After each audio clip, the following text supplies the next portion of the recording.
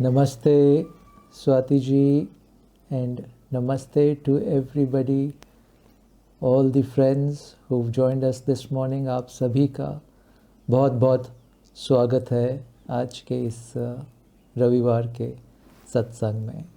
Ji Swati, we can begin. हमारा पहला प्रश्न पूछ रहे हैं सच्चिदानंद राय जी। ये कह रहे हैं, स्वामी जी नमस्ते। गृहस्थ जीवन और सन्यास आत्म साक्षात्कार के लिए कौन सा मार्ग श्रेष्ठ है? क्या गृहस्थ जीवन में रहते हुए भी वितराग अवस्था संभव है? हमारे महान ऋषि याज्ञवल्क्य, जिन्होंने उपनिषद बृहदारण्यक उपनिषद का उपदेश दिया, स्वयं गृहस्थ थे और साथ ही सप्त ऋषियों जैसे महान ऋषि भी हुए। माया के बीच रहते हुए वैराग्य कैसे जागृत किया जाए? सादर प्रणाम। सुंदर प्रश्न और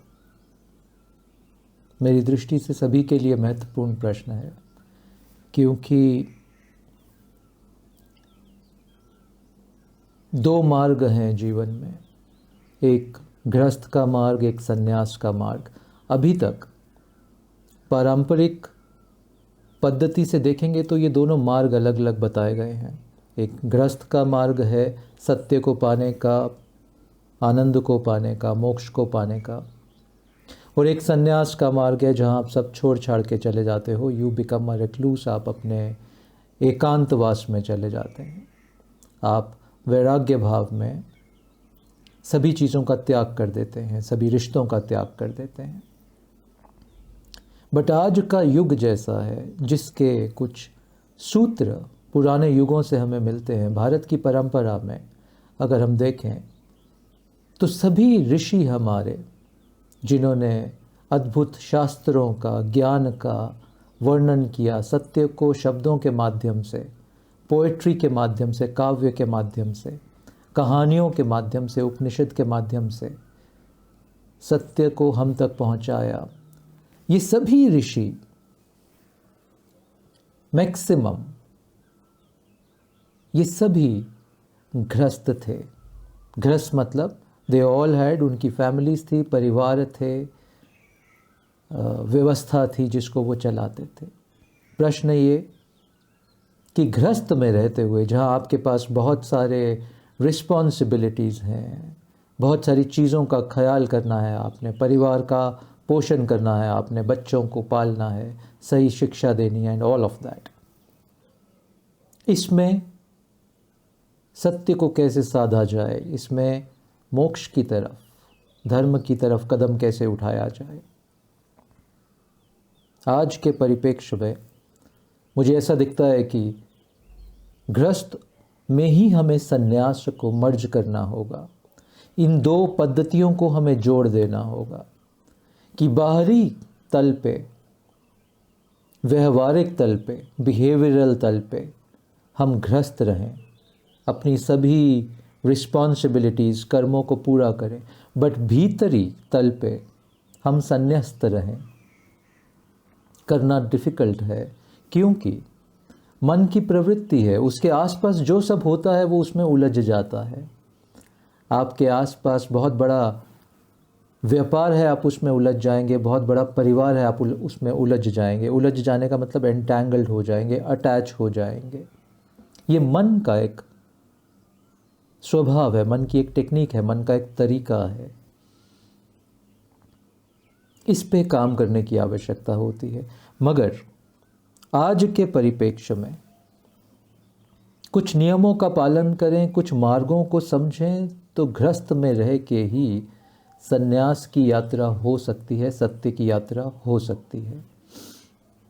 आपने ये भी पूछा कि कौन सा मार्ग सबसे सहज और सरल होगा गृहस्थ में। इम्पॉर्टेंट पॉइंट है ये।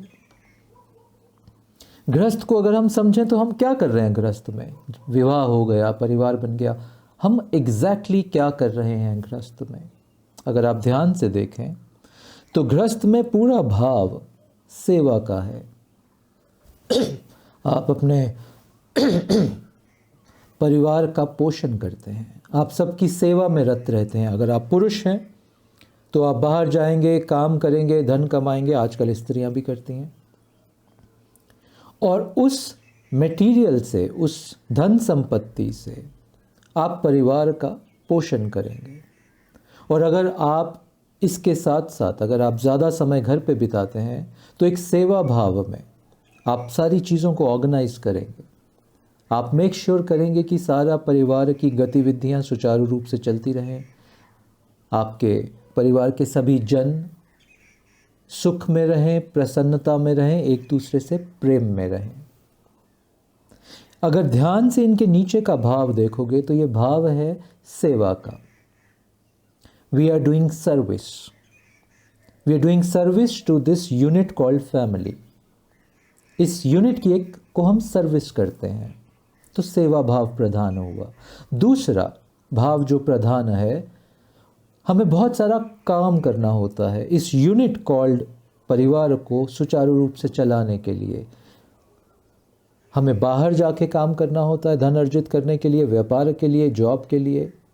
हमें घर में इस यूनिट को ठीक से चलाने के लिए बहुत काम करना होता है। यस, सो दूसरा जो तत्व इसमें प्रधान है, विच इज कर्म, action. So action and service, ये दो तत्व गृहस्थ में प्रधान होते हैं। ये गृहस्थ का स्वरूप ही ऐसा है कि अगर ये दो तत्व नहीं होंगे, आप कर्म के अगर कर्म प्रधान नहीं हो, आप गृहस्थ को ठीक से चला नहीं पाओगे। इमेजिन आपकी शादी हो गई, विवाह हो गया, बच्चे हैं, and you are the most lazy person on earth.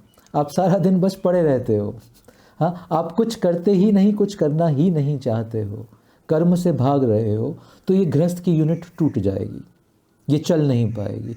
Similarly अगर आप सेवा भाव से गृहस्थ को नहीं चलाते हो, अगर जैसे मैं बहुत मित्र मिलते हैं, पारिवारिक झगड़े होते हैं, यंग कपल्स हैं, और झगड़ा आमतौर पर इस बात का होता है कि मैं इनको कुछ कहता हूँ और ये मानती नहीं है, या मैं इतना करता हूँ इनके लिए और ये कुछ मुझे एप्रिशिएट नहीं करते हैं, एटसेट्रा एटसेट्रा।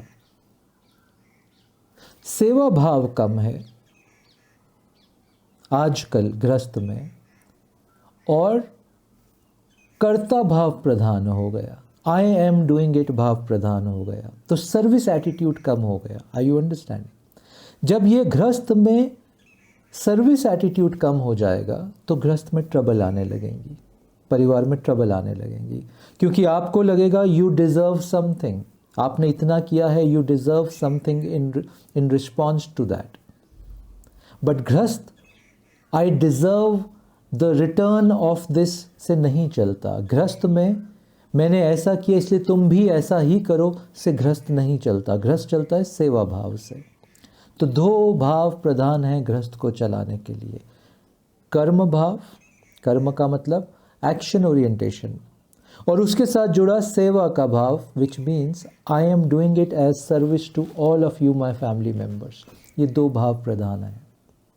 अब प्रश्न था कि गृहस्थ में संन्यास की साधना कैसे किया जाए, गृहस्थ में विरक्त कैसे रहा जाए, गृहस्थ में वैराग की अवस्था के आनंद को कैसे पाया जाए। ये दो मार्ग हैं गृहस्थ में, ये दो प्राइम मार्ग हैं गृहस्थ में। सेवा मार्ग यानी भक्ति का मार्ग। गृहस्थ में रह के जो सबसे आसान मार्ग होगा आपके लिए वो होगा भक्ति का मार्ग, क्योंकि गृहस्थ का पूरा यूनिट प्रेम पे और मैत्री पे टिका है। और मैत्री के लिए ये जो सर्विस एटीट्यूड है, भक्ति एटीट्यूड है, इसको जागरूक कर किए बिना आप पूरे परिवार में मैत्री नहीं बना सकते हो।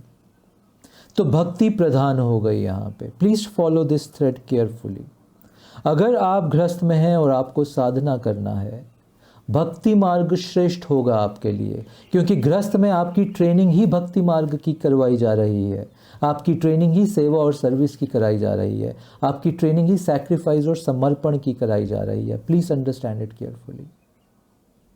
क्योंकि गृहस्थ के परिप्रेक्ष्य में इस यूनिट को चलाने के लिए आपकी ट्रेनिंग सेवा की हो रही है, जो कि भक्ति का प्रतीक है। तो गृहस्थ में संन्यास की साधना भक्ति प्रधान होगी, या ऐसा कहें गृहस्थ में संन्यास की साधना या आनंद की साधना अगर भक्ति को प्रधान मान के करोगे तो ईजिली हो जाएगी, सरल हो जाएगी। और इसके साथ जो दूसरा कंपोनेंट गृहस्थ में आपको बिल्ड करना होगा वो होगा कर्म का। और कर्म का प्रिंसिपल ये है कि आप जो भी करते हो उसमें आई एम डूइंग इट का भाव नहीं होता, डूअरशिप का भाव नहीं होता। आपको खाना बनाना है, आपको सफाई करनी है, whatever activities you are doing in the household for the household, ये भाव नहीं होना चाहिए कि look I have done this, मैंने किया है। ये मैं का भाव हुआ तो ये कर्म योग नहीं बनता, ये बोझ योग बन जाता है, ये एक्सपेक्टेशन योग बन जाता है। रियल कर्म योग में मैं भाव नहीं होता। और गृहस्थ में इसकी ट्रेनिंग की जाती है आपकी। ये पूरा जो सृष्टि का निर्माण हुआ और उसमें ये जो गृहस्थ यूनिट का निर्माण हुआ ये बड़ा प्रबल है, वेरी पावरफुल इट इज़। इसीलिए सभी ऋषियों ने गृहस्थ को अडॉप्ट किया, कम ऋषियों ने सन्यास को यानी एक रेक्लूसिवनेस को अडॉप्ट किया, क्योंकि यहाँ स्वतः ही ये यूनिट आपकी ट्रेनिंग कर देती है। गृहस्थ में साधना करना सरल है क्योंकि आपकी ट्रेनिंग चल ही रही है कर्म योग की और भक्ति योग की।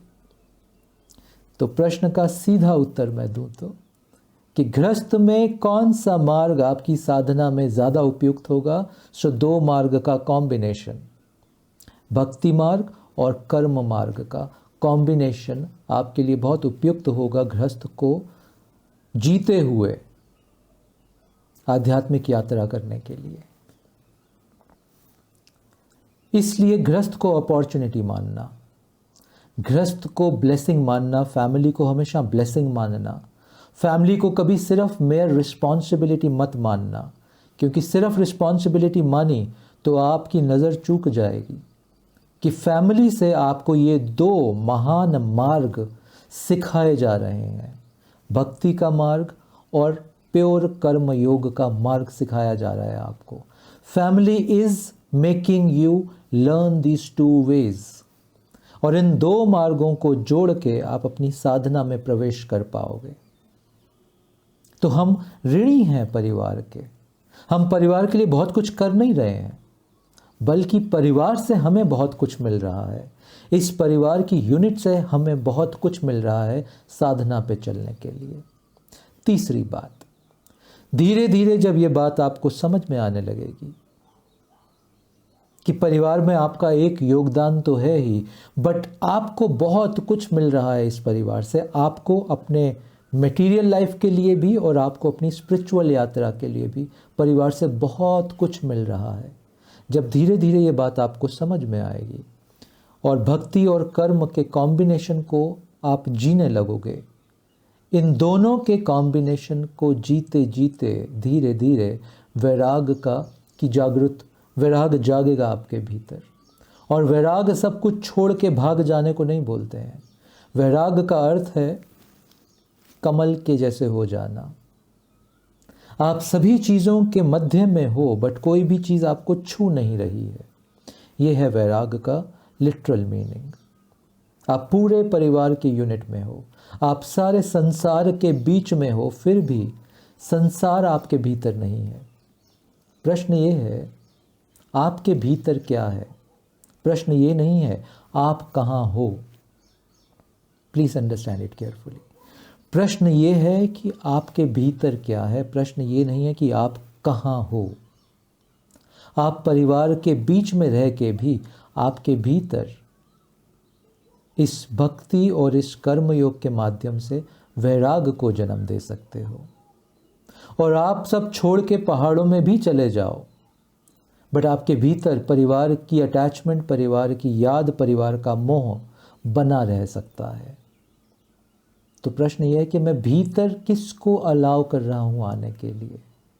तो जैसे मैंने पहला बोला, गृहस्थ एक माध्यम है। प्लीज अंडरस्टैंड, आपके बहुत बड़े जीवन का, आप तो जीवन, अभी तो हम सिर्फ 50, 60, 70, 80 साल का एक जीवन देखते हैं, बट इसमें मैं आपके पुराने जीवन भी जोड़ दूं, आपके पुराने इनकारनेशंस भी जोड़ दूं, तो ये जीवन, this life is very long. इस लंबे जीवन में गृहस्थ एक पार्ट है और गृहस्थ एक मार्ग है, आपको तैयार करता है भक्ति और कर्म को बिल्ड करके साधना में जाने के लिए। गृहस्थ फैमिली में होना, संसार में होना एक अपॉर्चुनिटी है। संसार में होना दुख नहीं है, संसार में होना बंधन नहीं है, परिवार में होना बंधन नहीं है। ये एक बहुत बड़ी अपॉर्चुनिटी है, इसका इस्तेमाल कर लीजिए, इसका उपयोग कर लीजिए भक्ति को और कर्म योग को साधने के लिए। ये बहुत उपयुक्त समय है और भक्ति और कर्म योग को परिवार में साधते साधते वैराग योग का जन्म होगा।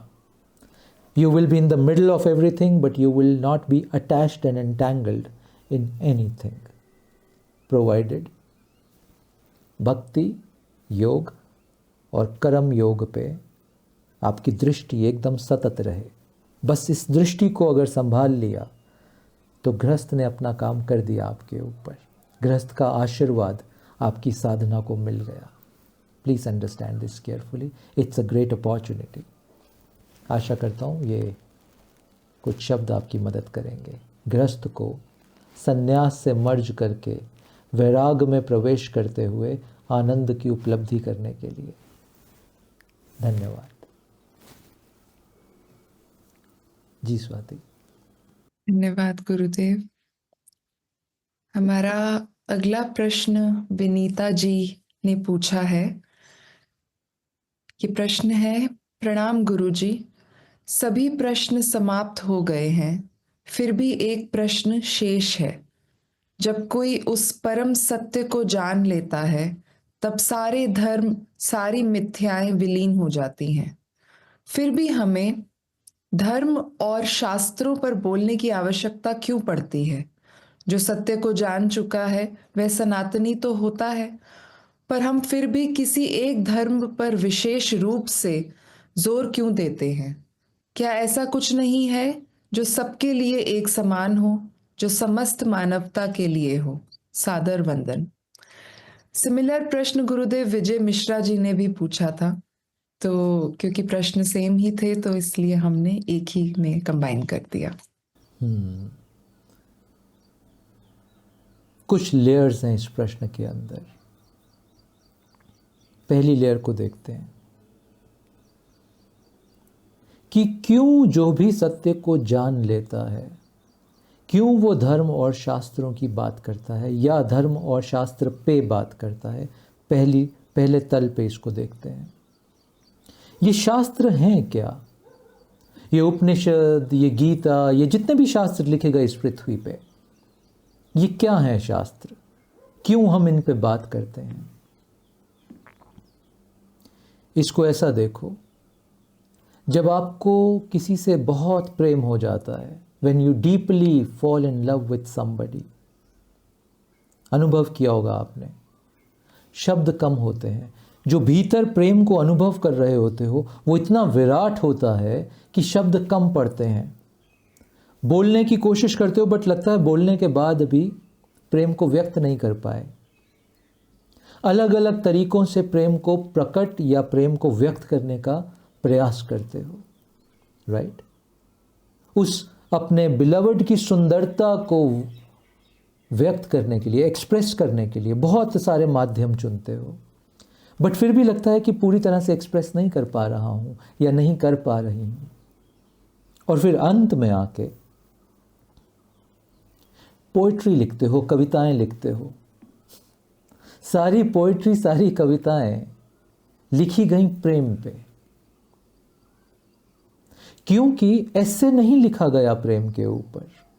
लगा कि ऐसे में बात नहीं कही जा सकती। हाँ, पोइट्री की एक पंक्ति में, दो पंक्ति में ऐसा लगता है ज़्यादा एक्सप्रेस कर पाए हो आप।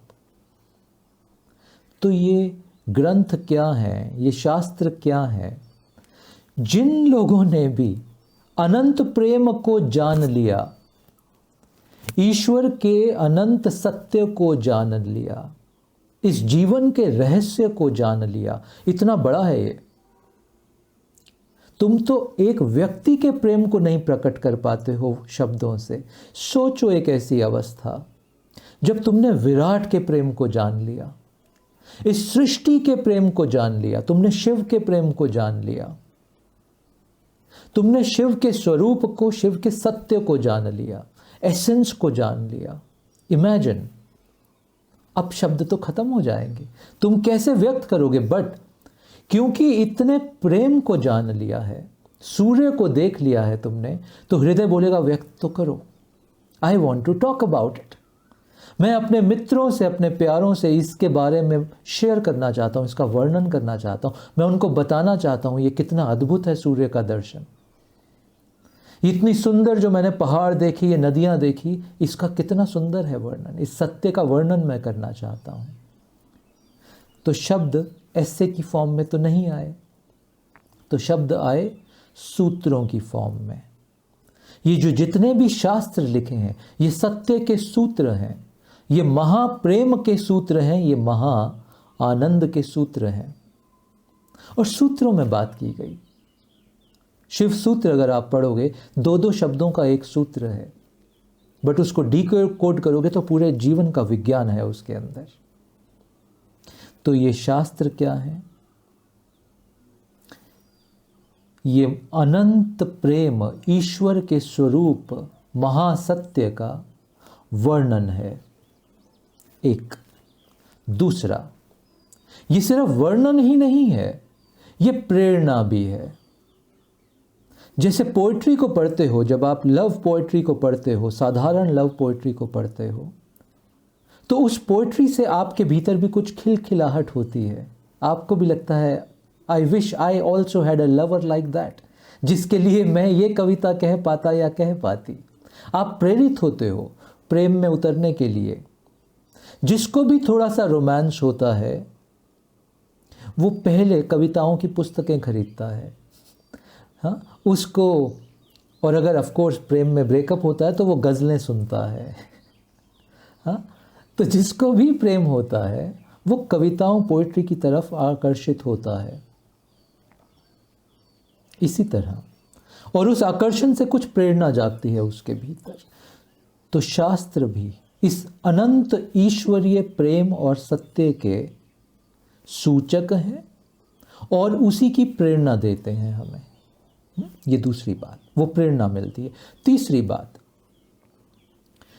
क्योंकि बहुत लोग सिर्फ पोएट्री से प्रभावित नहीं होते, हमें कथाएं बड़ी अच्छी लगती हैं। रोमियो जूलियट, लैला मजनू, हमें कथाएं बड़ी पसंद हैं। कथाओं के माध्यम से भी हम प्रेरित होते हैं।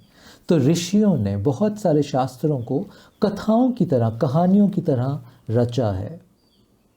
तो हम कहानी सुनते हैं। उपनिषद कहानियां हैं, तो गुरु शिष्य को कहानी सुना रहा है, एक स्टोरी टेलिंग का फॉर्मेट है। और उस स्टोरी में भी हमें उसी ईश्वर के प्रेम के और महासत्य के दर्शन हो रहे हैं। और वो कहानी हमारे हृदय में कुछ इंस्पायर कर रही है, एक प्रेरणा दे रही है हमें। तो शास्त्र में फिर कहानियां भी हैं। ऑलराइट, अब जिसने भी सत्य को जान लिया, वो क्यों शास्त्र पे बोल रहा है, या वो क्यों किसी भी सत्य के ग्रंथ पे, स्क्रिप्चर पे बात कर रहा है? उसने तो जान लिया, उसको क्या आवश्यकता है? तो या तो वो व्यक्ति ग्रंथ लिखने लगेगा, क्योंकि इतना फूट रहा है आपके हृदय में, उसको एक्सप्रेस कैसे करोगे?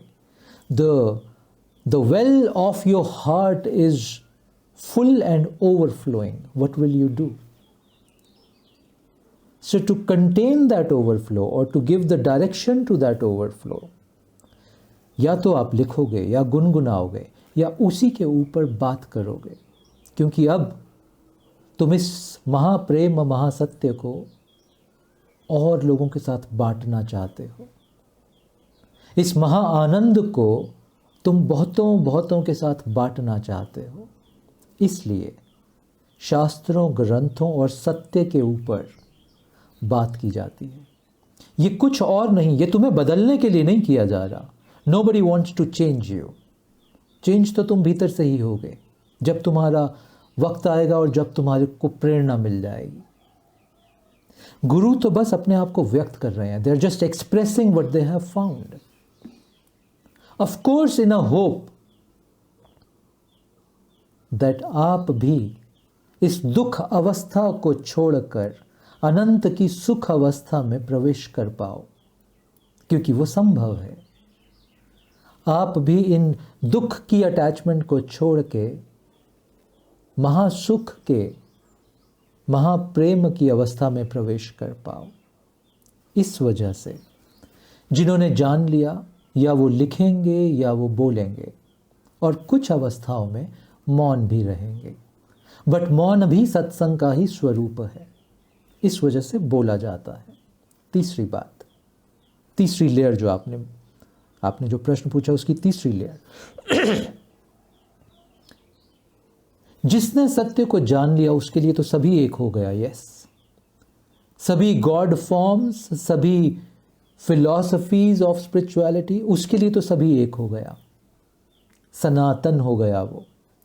बट फिर भी वो किसी एक धर्म विशेष पे, किसी एक ईश्वर के फॉर्म पे क्यों ज़्यादा बात करते हैं? रीज़न है उसका। ऐसा समझो, अभी मैं आपसे बात करते करते जब भी अपनी खिड़की के बाहर देखता हूँ तो ये धौलाधार माउंटेन्स की रेंज है यहाँ पे। मैं इन पहाड़ की चोटियों को देख रहा हूँ। इस पहाड़ की चोटी पे जाने के लिए 8 से 10 ट्रैक के रूट्स हैं।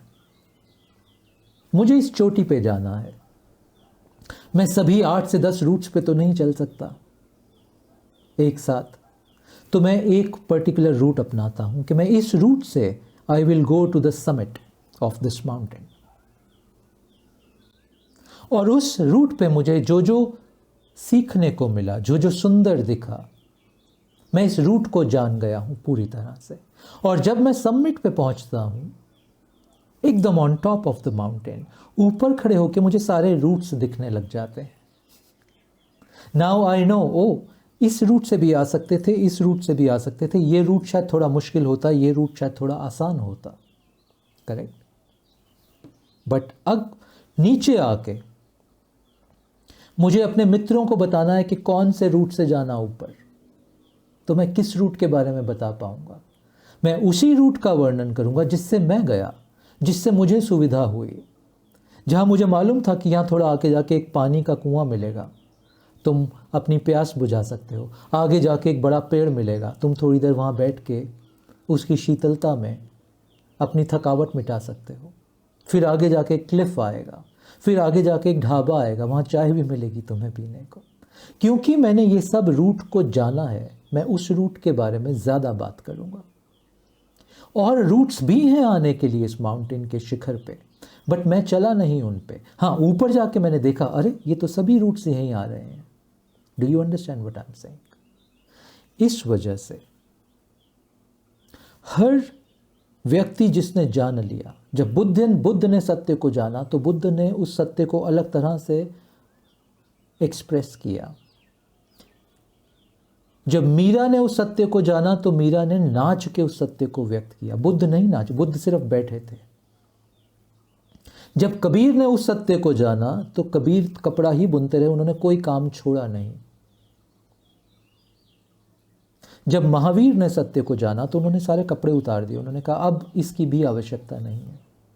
जब नानक ने सत्य को जाना तो नानक गाना गाने लगे, कीर्तन गाने लगे, गुनगुनाने लगे।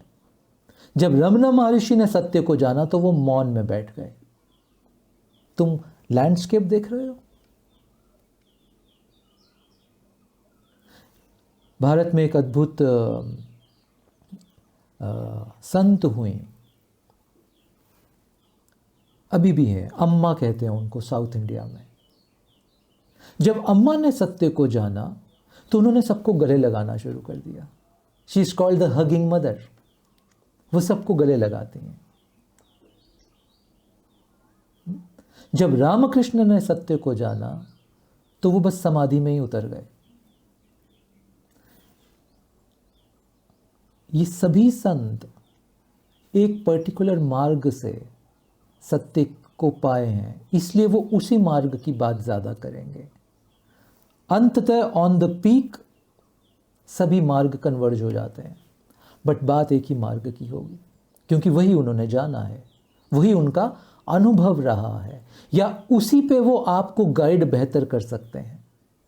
क्योंकि वो मार्ग, वो रास्ता उनका पूरा देखा भाला हुआ है। That is how it is, that is how it is. इसी वजह से जब मैं बात करूँगा तो मैं शिव और शक्ति की ही बात करूँगा। मैंने तो उन्हीं को जाना है, मैंने तो उसी मार्ग को जाना है। मैं मैत्री की बात करूँगा, मित्रता की बात करूँगा, क्योंकि मैंने तो मैत्री से ही शिव को पाया है। तो मेरे लिए ये रास्ता होगा और मैं इसी पे ज़्यादा बात करूँगा। हाँ, क्योंकि पीक से भी मुझे बहुत चीज़ों के दर्शन हुए हैं, तो मैं उनके बारे में भी बात करूँगा। मगर मार्ग की बात आएगी तो इसकी ज़्यादा बात की जाएगी। Do you follow? This is no difference in their language और in their message, I would से।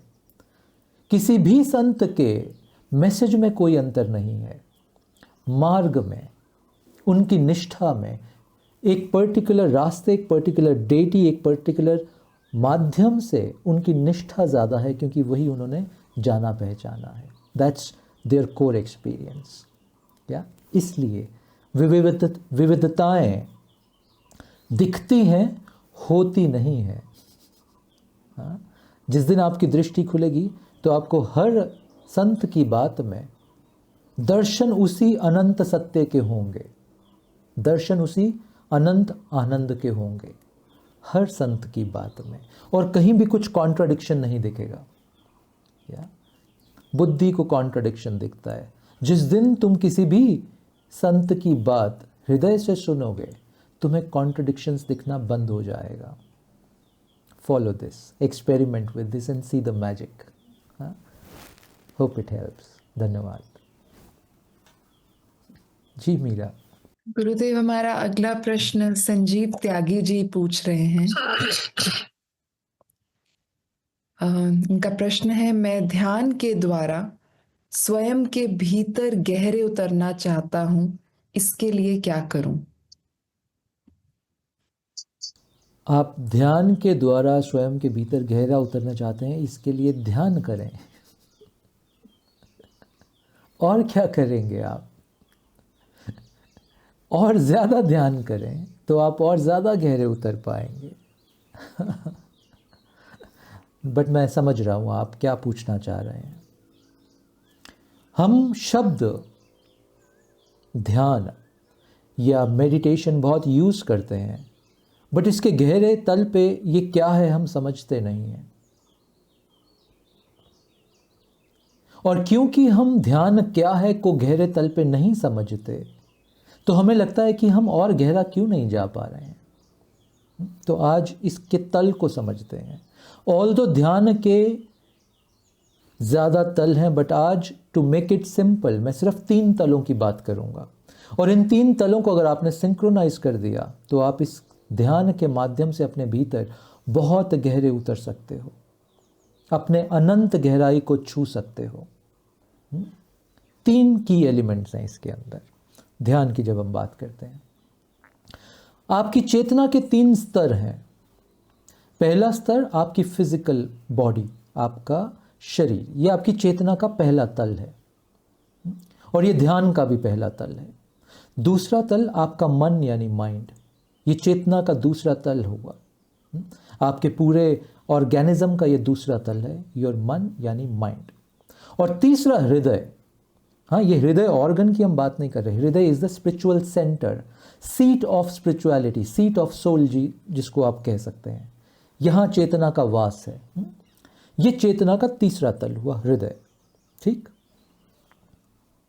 ध्यान में आप तब गहरे उतर पाओगे जब आप इन तीनों तलों को सिंक्रोनाइज करोगे। तो आमतौर पर ध्यान की विधियां इन तीनों तलों को एक साथ सिंक्रोनाइज नहीं करती हैं, या ऐसा बोलें, आमतौर पर जिन ध्यान की विधियों को आप करते हो वो इन तीनों को साथ में सिंक्रोनाइज नहीं कर पाती हैं, या आप उसको परसीव नहीं कर पाते हो। छोटा सा उदाहरण देता हूं, आपको बात समझ में आएगी। पहला, ध्यान के लिए टू एंटर इनटू मेडिटेशन हम क्यों बोलते हैं कि स्पाइन को स्ट्रेट रखो? ये शरीर के तल की बात हो रही है। आप झुके हुई स्पाइन से आप लेट के ध्यान उतने अच्छे से कर नहीं पाओगे। तो शरीर की synchronicity, the spine has to be erect, आपकी रीढ़ को सीधा रखना है। पहला तल ध्यान में प्रवेश करने के लिए। दूसरा तल मन का, यहाँ कॉम्प्लिकेशन है। आपका मन हजार हजार चीज़ों में बटा हुआ है, डिफोकस्ड है, डिस्ट्रैक्टेड है। आज जो सबसे बड़ी प्रॉब्लम चल रही है ना पृथ्वी पे, वो है डिस्ट्रैक्शन की प्रॉब्लम। हम फोकस नहीं हो पा रहे हैं, हमें मालूम ही नहीं कि अपने चित्त, अपने मन को किसी एक विषय पे फोकस कैसे करना है। हम होंगे यहाँ बट हमारा माइंड कहीं और होगा। हम कर कुछ रहे होंगे बट हमारा माइंड कहीं कुछ और कर रहा होगा। हमारा माइंड हमें अलाउ नहीं कर रहा, हमारा मन हमें अलाउ नहीं कर रहा हम जहाँ हैं वहाँ पूर्णता होने से। या वो बोरियत लेके आएगा, या वो कोई प्री कंसीव्ड नोशंस लेके आएगा। वो आपको एकाग्रित, एक चित्त नहीं होने देगा।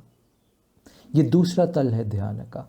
ध्यान को बिल्ड करने के लिए पहला तल आपको शरीर को बिल्ड करना होगा। अगर शरीर की ऊर्जा ठीक से प्रवाह नहीं कर रही, आप ध्यान में प्रवेश नहीं कर पाओगे। यानी शरीर के कुछ योग, व्यायाम, एक्सरसाइजेस आपको करनी ही पड़ेंगी टू अलाइन द बॉडी। इस शरीर को अलाइन करने के लिए, ध्यान में प्रवेश करने के लिए। क्योंकि अगर शरीर को अलाइन नहीं किया तो ध्यान करने बैठोगे और नींद आएगी, ध्यान करने बैठोगे टांग में दर्द होगा, ध्यान करने बैठोगे पीठ में दर्द होगा, कर नहीं पाओगे क्योंकि शरीर की ऊर्जा अलाइन नहीं है। पहला तल। दूसरा, मैं माइंड की बात कर रहा हूं, मन की। अगर मन को सीखा नहीं फोकस करना, कॉन्सेंट्रेट करना, अटेंटिव होना, तो ध्यान असंभव है। ये दूसरा तल की अब हम बात कर रहे हैं। तो ध्यान असंभव है। इस मन को तुम वश में कैसे करोगे, इसको फोकस में कैसे लाओगे? हजार विधियां बनाई गई इसके लिए। त्राटक, हाँ, एक छोटी सी विधि बट बड़ी प्रगाढ़ विधि है। किसी एक दिए की लौ पे सतत देखते रहना, मन को उसी लौ पे रखना। मन भागेगा यहाँ वहाँ, उसको उस लौ पे ले आना। आनापानसति, सांस, बुद्ध का दिया हुआ विज्ञान।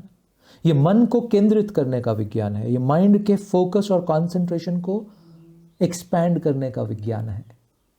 जब आप अपनी सारी चेतना, मन का सारा फोकस अपनी सांस पे लगाने लगते हो। मंत्र जाप, एक ही पर्टिकुलर मंत्र को, एक शब्द को पकड़ के आप उसको रिपीट करते हो, मंत्र का जाप करते हो।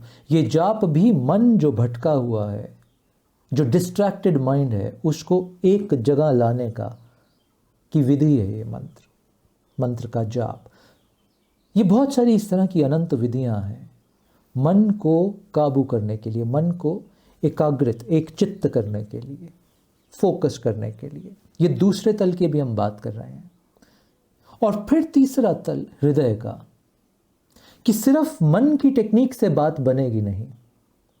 अगर मैं सिर्फ श्वास को आते जाते देख के मन को केंद्रित, माइंड को फोकस कर रहा हूं और सोच रहा हूं कि यही ध्यान है, नहीं, ये ध्यान नहीं है। क्योंकि जैसा मैंने बोला, ध्यान तो तब घटेगा जब body, mind and heart are synchronised. जब शरीर, मन और हृदय सिंक्रोनाइज्ड, एक लयबद्धता में आएंगे, तब ध्यान घटेगा। अब हम तीसरे तल की बात कर रहे हैं, हृदय के तल की। हृदय का तल यानी भाव का तल। अब मुझे इस तल को भी बिल्ड करना होगा। हृदय के तल को मैं कैसे बिल्ड करूं? ध्यान के लिए हम बात कर रहे हैं। इसके लिए जो सबसे सहायक है आज के युग में, वो मैत्री योग। हृदय में मैत्री का भाव मैं बिल्ड करूं सभी के लिए। अपने परिवार में जितने लोग हैं, सबके साथ मेरा भाव मैत्री का। अपने समाज में जितने लोग हैं, सबके साथ मेरा भाव मैत्री का। इस पूरी प्रकृति के साथ मेरा भाव मैत्री का। ये पेड़, पौधे, वृक्ष, कीट, पतंगे, पक्षी, स्ट्रे डॉग्स, इन सब के साथ मेरा मैत्री का भाव। फिर इस ईश्वर के साथ, शिव के साथ, शक्ति के साथ, कृष्ण के साथ, राम के साथ, हनुमान के साथ, कबीर के साथ, मीरा के साथ, बुद्ध के साथ, इन सब के साथ मेरा मैत्री भाव रहेगा। और मेरा स्वयं के साथ, how do I relate to myself, मेरे स्वयं के साथ भी मैत्री का भाव रहेगा। किसी दिन सुबह उठ के मैं बस अपने लिए ही एक कप चाय बनाऊंगा और उस दिन मैं अपने साथ ही बात करूंगा। I will have this cup of T with my own self. मैं अपनी ही मित्रता के साथ इस चाय के कप का आनंद उठाऊंगा। I am giving this time to myself. इस समय मैं स्वयं के साथ मित्रता कर रहा हूं। तो इन पांचों तल पे मैं मैत्री भाव को एस्टैब्लिश करूंगा। यह हृदय से हो रहा है। और फिर जब यह मैत्री भाव मेरे हृदय में एस्टैब्लिश हो गया, अब ध्यान के साथ भी मेरा मैत्री भाव होगा। अब ध्यान मेरे लिए एक प्रक्रिया नहीं है। Now meditation is no more a process for me, is no more a technique or a tool for me. Now I am in deep friendship, loving friendship with my meditation. अब हर सुबह मैं अपने इस ध्यान मित्र के साथ मिलना चाहता हूँ, बैठना चाहता हूँ। I enjoy the company. मैं ध्यान की संगत को बहुत मुझे आनंद आता है। जब मैं ध्यान की संगत में होता हूँ तो ध्यान मेरा मित्र बन गया। Are you understanding what I'm saying? अब ध्यान मेरे लिए प्रक्रिया या टेक्निक नहीं है। Please understand. एक बहुत बड़ी गलती हम कर रहे हैं। हम में से बहुत लोगों के लिए meditation has become a technique. ध्यान सिर्फ एक विधि बन गया है जो हम मस्तिष्क यानी मन यानी माइंड से कर रहे हैं। वो तो एक कंपोनेंट है। हम में से बहुत लोगों के लिए शारीरिक व्यायाम, एक्सरसाइज या योग आसन सिर्फ एक शरीर की प्रक्रिया बन गए हैं। Big problem there.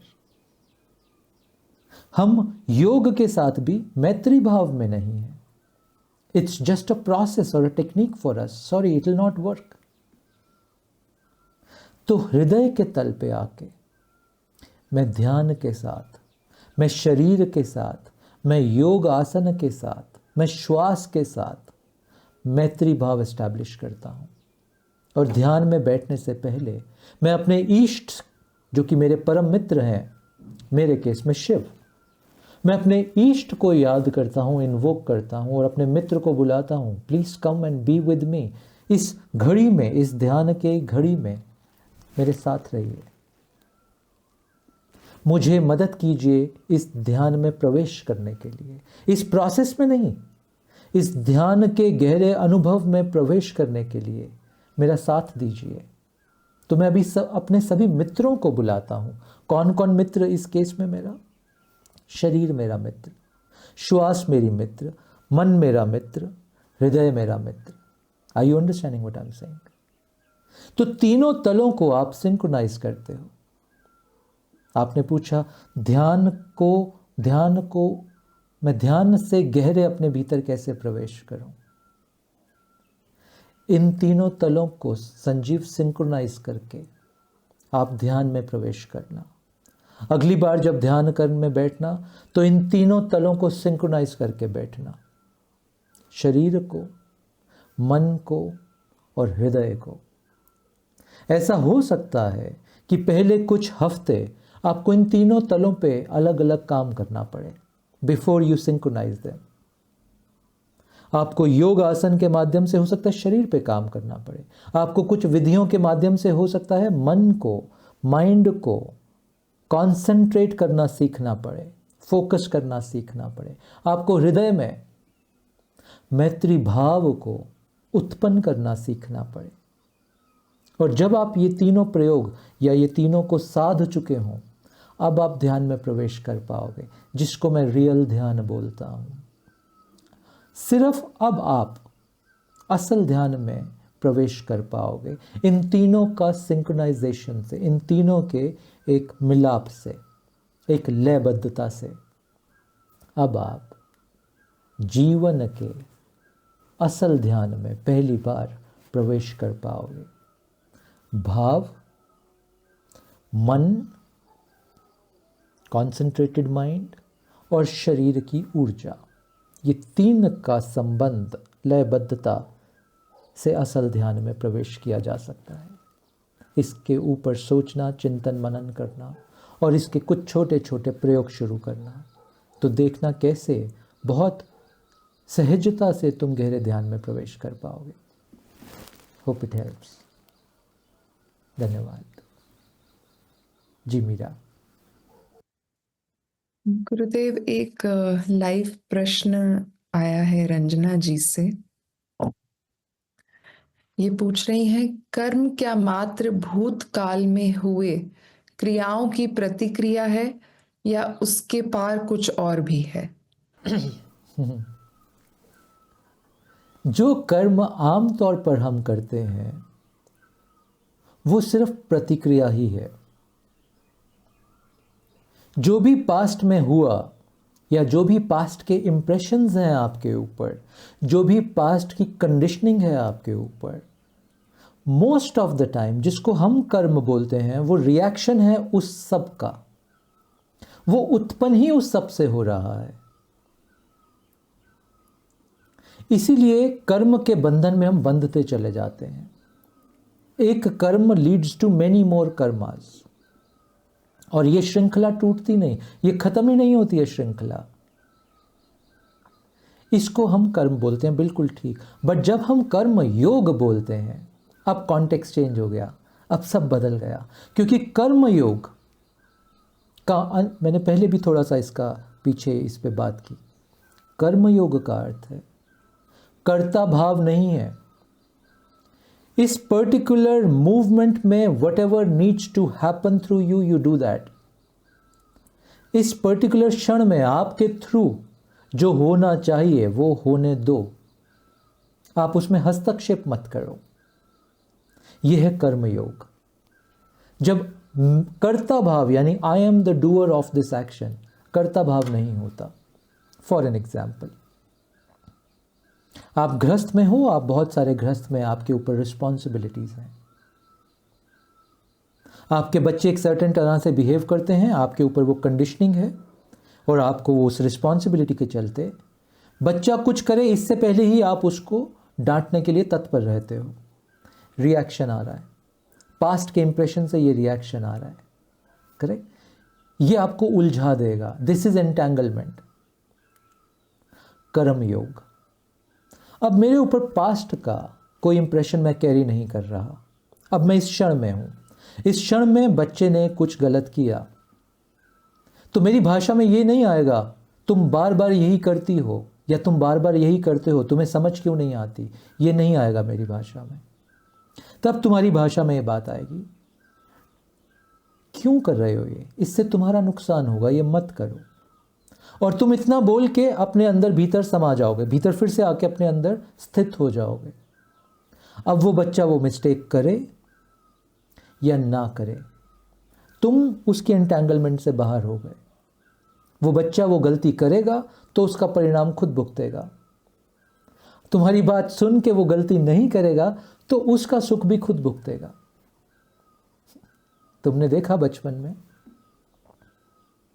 माँ बाप अक्सर, आजकल नहीं होता, हमारे बचपन में होता था, माँ बाप अक्सर बच्चों को बोलते रहते थे जब बच्चे बहुत छोटे थे कि ये सॉकेट है बिजली का प्लग, इसमें उंगली मत लगाना।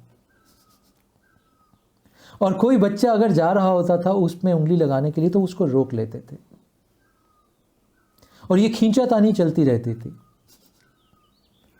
बट किसी एक दिन वो बच्चा देखता था आसपास कोई नहीं है और वो उंगली लगा देता था अंदर जाके, और उसको लगता था बिजली का शॉक।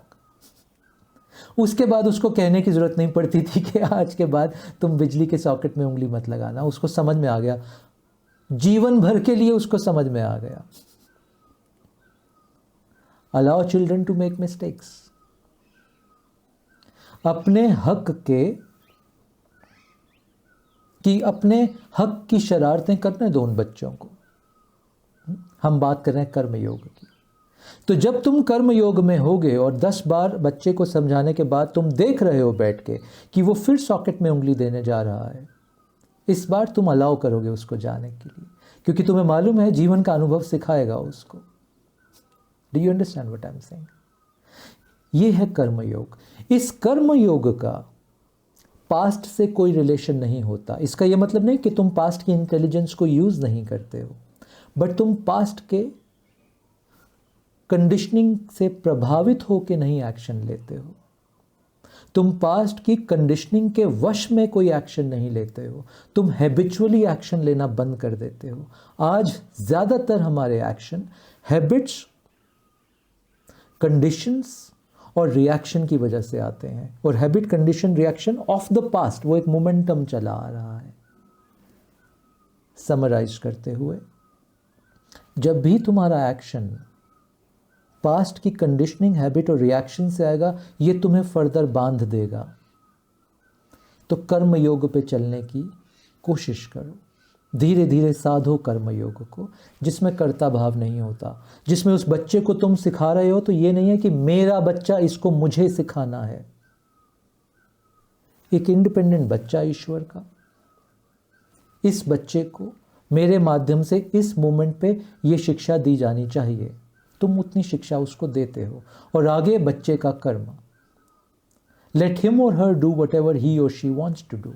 तुमने अपना कर्मयोग कर दिया, अब वो गलती करें उनका कर्म, सही कार्य करें उनका कर्म। चेताओगे तुम उनको गाइड करते रहोगे, बट एंटैंगल नहीं हो जाओगे। ये है कर्मयोग। ये साधना थोड़ा मुश्किल लगेगा तुम्हें शुरू में, बट धीरे धीरे प्रयास करोगे, ये सधने लगेगा। साधना मुश्किल इसलिए लगेगा तुम्हें क्योंकि एक तो पास्ट का मोमेंटम है और प्रेजेंट की अटैचमेंट है। हर चीज से तुम अटैच हुए हो, और अटैचमेंट मतलब अब ये संबंध बनता जाएगा, पास्ट का जुड़ जाएगा इसमें आके। इसलिए मैं भाव को हटाना मुश्किल हो जाता है। छोटे से तैयार, छोटे छोटे कदम लेना है इसके। किचन में कुछ काम करो, मैं भाव को हटा देना। किसी के लिए कुछ करो, प्रशंसा वहां से मिले, रिकॉग्निशन वहां से मिले का भाव हटा देना। कोई तुम्हारे लिए, तुम्हें खड़ा होकर नमस्कार करे, ताली बजाए तुम्हारी बात पे, ये एक्सपेक्टेशन हटा देना। तो तुम देखोगे कि ये कर्ता भाव धीरे धीरे हटने लगेगा और तुम प्योर निष्काम कर्म योग में प्रवेश कर जाओगे। और ये बहुत अनंत सुख की स्थिति है। ये इस स्थिति में आके जो भी उस परिस्थिति में करने योग्य होता है, तुम बस वो करते हो, या तुम उसको अपने थ्रू होने देते हो। ये बहुत अद्भुत है, कर्म योग में प्रवेश कर जाना। ये बहुत एंटैंगलमेंट से तुम्हें मुक्त कर देता है। मुक्ति का बहुत सुंदर मार्ग है ये, कर्ता भाव को हटा देना। Hope it helps. धन्यवाद जी Meera. So I think we've come towards the end of today's satsang. So अंत करने से पहले बस 1 मिनट के लिए हम सब अपनी आंख बंद करेंगे। Please close your eyes. अपनी रीढ़ को सीधा रखेंगे।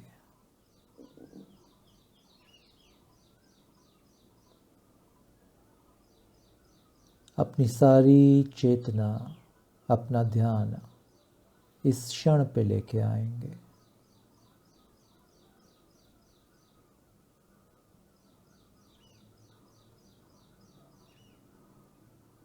अपना सारा ध्यान अपनी सांसों पे लेके आएंगे।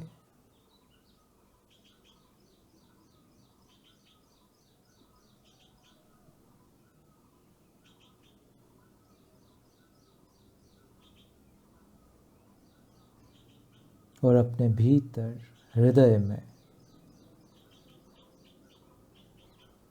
अहोभाव को अनुभव करेंगे, ग्रैटिट्यूड को एक्सपीरियंस करेंगे। अहोभाव इस जीवन के लिए, अहोभाव इस जीवन ने जो कुछ मुझे दिया उसके लिए, अहोभाव इस परिवार के लिए, इस समाज, इस देश के लिए, इस प्रकृति के लिए, अहोभाव इस क्षण में चलती इन श्वासों के प्रति, मैं जीवित हूँ अभी, इस बात के प्रति अहोभाव।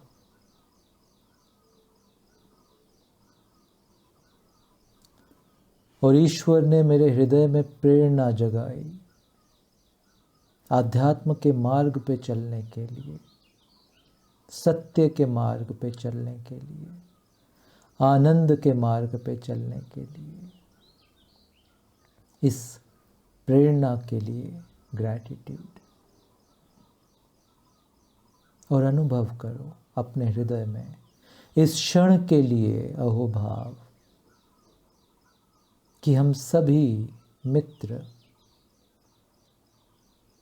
इस क्षण में, इस सत्संग में एक साथ हैं, एक दूसरे के साथ हैं।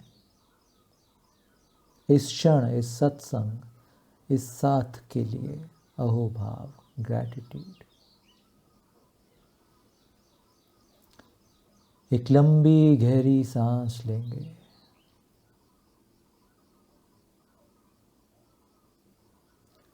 और धीरे धीरे छोड़ेंगे। चेहरे पे इस अहोभाव की एक मुस्कान के साथ, आनंद की इस मुस्कान के साथ धीरे धीरे अपनी आंखें खोलेंगे। धन्यवाद।